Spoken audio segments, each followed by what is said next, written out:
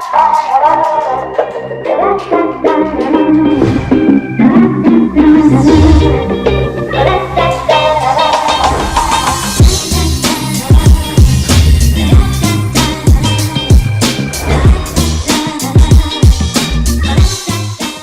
ShatterShield screen employed on the Moto Z2 Force uses a 5-layer system that keeps the AMOLED screen from cracking or breaking. When the device first launched, several owners were complaining about scratches on the outer layer of the display. Now, a new problem has popped up. Several owners of the Moto Z2 Force are complaining that the top protective layer on the ShatterShield system has started to peel off the phone. Those complaining about the peeling say that it is taking place around the fingerprint button, and on the corners of the screen.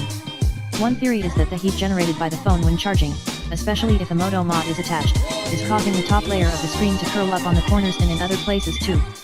There is a solution, although it will cost you some money. The top layer of the ShatterShield system is designed to be replaced. Motorola is offering a new replacement lens for $49, which will make your Moto Z2 Force display look out of the box new again.